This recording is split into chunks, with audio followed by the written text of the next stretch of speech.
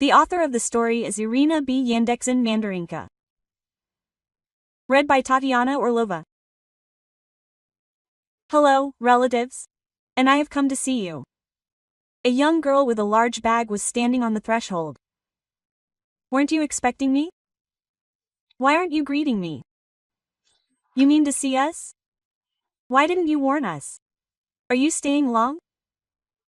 The hostess of the house, Svetlana Ivanovna, asked not very cordially, looking at the uninvited guest.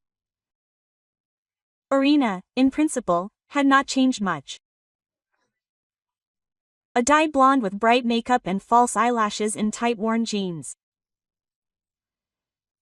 She looked clearly older than her 17 years. Mother should have called, the girl said carelessly. She must have forgotten, as usual. We decided that I would stay with you. After all, I entered a technical school, a railway school, on a budget, by the way. Wait, Irina.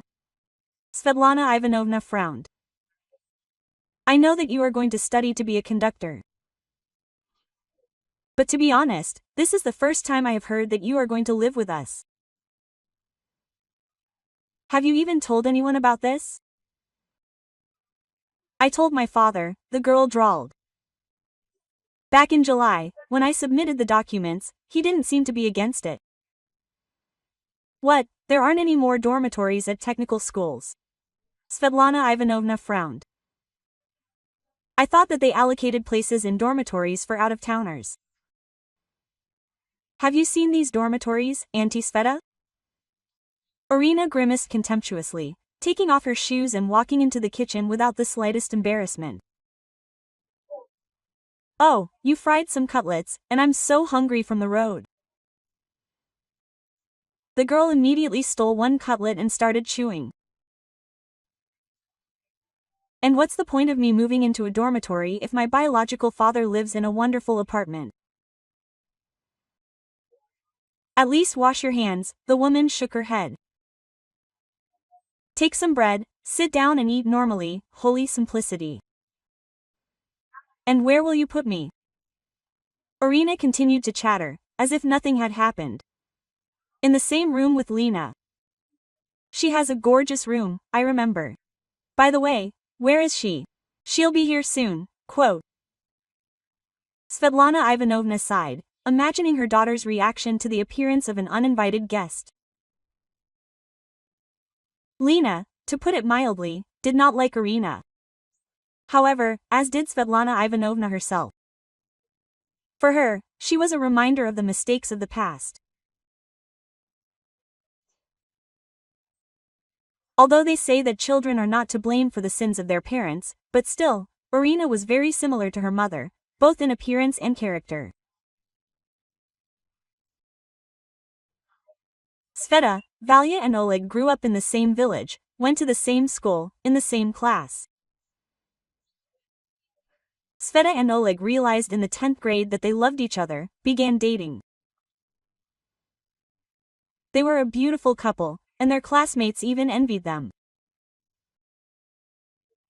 Valentina was Sveta's best friend. She always considered herself smarter and more beautiful than Svetlana. She believed that she deserved better.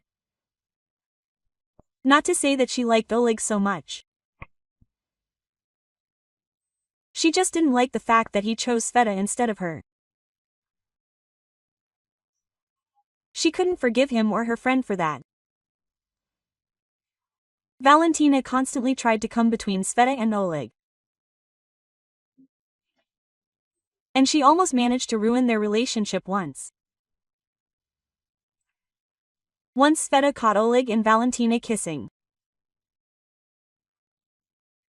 However, it turned out that her friend had deliberately clung to her boyfriend when she noticed Svetlana entering the room.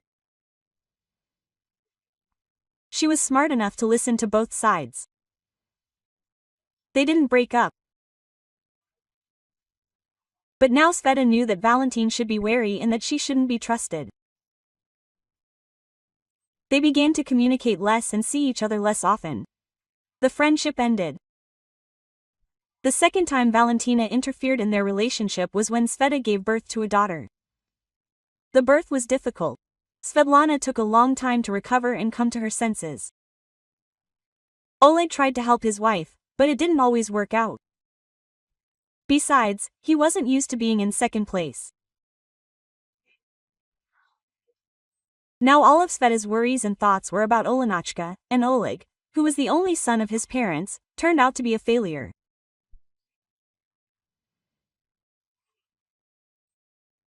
On the one hand, the man was happy about the birth of his daughter and his new role as a family man, but on the other hand, he was lonely and offended as never before. Oleg wanted a woman's affection and love. But his wife had no time for him. And then, on his way, he met Valentina again. The girl never got married. She could not find that one and only. She chose and could not choose. She always liked Oleg.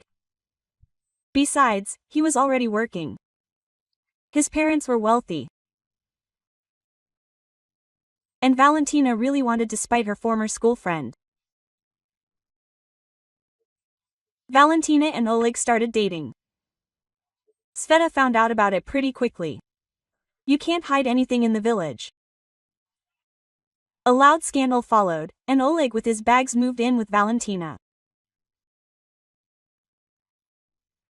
However, it turned out that living with a mistress is not the same as meeting her in the evenings twice a week. Valentina was a beautiful and bright woman, a seductive friend, but a very bad housewife. She did not know how to cook, did not count needed to clean the apartment once again. She didn't pack Oleg's clothes for work and didn't iron his shirts well. She was also lazy and quarrelsome. Oleg lived with Valentina for 2 months and moved in with his mother. Svetlana, alone with a baby, also had a hard time. She didn't have time for anything. She had no money, and no strength. The woman already regretted that she had kicked her husband out. After all, cheating is not the end of the world. Especially since she herself is partly to blame for this. And Valentina too. She will do everything to harm her. Stop messing around with your nonsense, Oleg's mother scolded. Go to your wife and ask for forgiveness. You have a daughter growing up.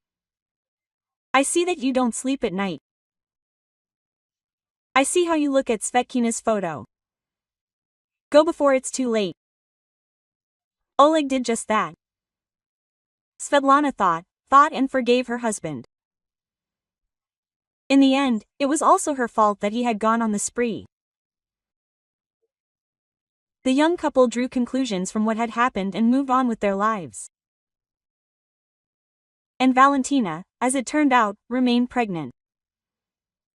In due course, she gave birth to a girl. She named the baby Irina. She gave birth to a child despite Oleg. She told him about the pregnancy, hoping that he would return to her. But Oleg was already living with his wife and did not want to go back to his mistress. He had made enough. Then she met Sveta at the house and told her what had happened. She replied that it did not concern her. Let Valia solve her problems herself.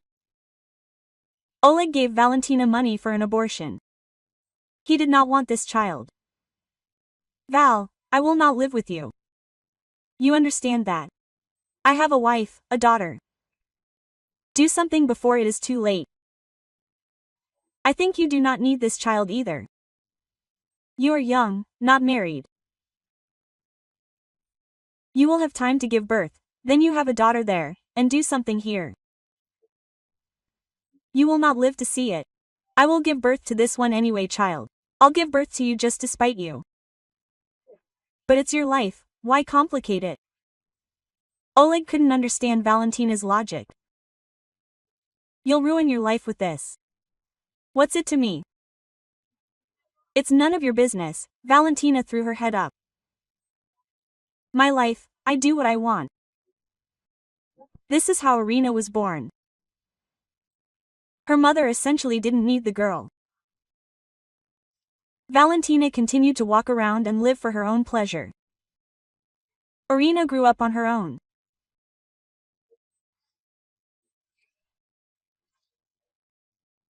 Valentina sometimes scolded her daughter that it was her fault that she never arranged her personal life, that she spent the best years of her life on it, that Irina should be grateful to her for the rest of her life.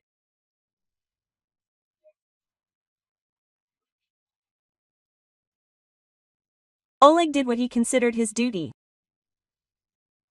He acknowledged paternity and regularly paid child support. You have to pay for all the mistakes in life, he said. Valentina did not leave Oleg and his family alone. She tried to remind them as often as possible that Oleg had a daughter. It seemed that this gave her special pleasure. Quote, "Oh, did you buy Lenka a new jacket?" She looked at the girl, meeting her with her parents at the gates of the kindergarten. "And haven't you forgotten that Irina needs a new jacket too? Or is Lenka a daughter, and Irina so-so?" "We'll buy one if necessary," Oleg grumbled. "No need to make a scene in front of people." "I'm not making a scene, I'm telling the truth. If I don't remind you about your daughter, you won't remember yourself."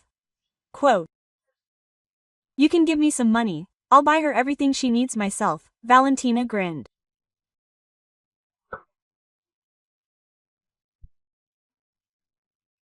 Oleg bought Irina clothes, paid for kindergarten and entertainment, and Valentina seemed to be waiting for Svetlana and Oleg at every corner to remind them once again how unfair they were to Karina, and what an unpayable debt they owed her and her daughter.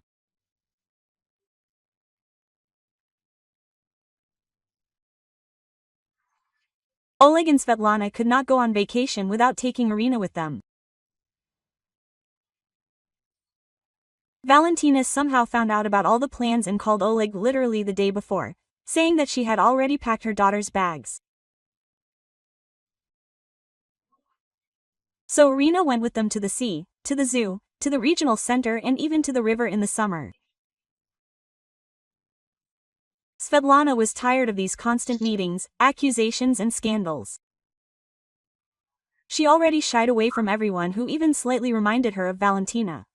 Quote, "Oleg, I can't do this anymore," she once said to her husband. "I understand that Irina is your daughter, but sometimes it seems to me that Valentina is simply stalking me. I understand that this is nonsense, but I can't do anything about it.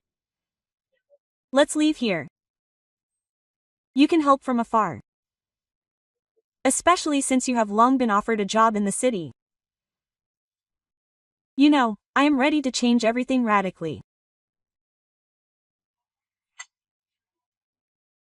Oleg has indeed been offered a job in the city for a long time, but Svetlana used to be categorically against moving, and the man had to travel there twice a week for tens of kilometers. The woman believed that it was better for her daughter to grow up in the village, in the fresh air, surrounded by people she had known since childhood. Now her opinion has changed dramatically. Oleg was happy. He understood that he had more prospects and opportunities in the city, as did his family. Oleg and Svetlana bought an apartment and helped the man's parents. Svetlana also went to work, and Lenachka went to a new kindergarten, which was located right next to their house. Life went on as usual. And only from her mother's words did Svetlana learn that Valentina had managed to complain to everyone in the village that they had left and abandoned her and Irina without help.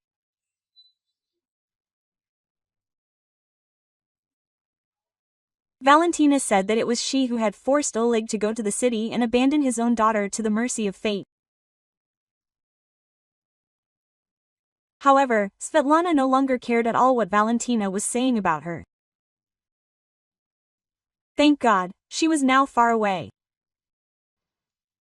Naturally, Oleg did not stop helping Irina. He continued to pay child support and took the girl to his place for several weeks in the summer. He took her to the When Rena grew up, she began to come to her father for every vacation.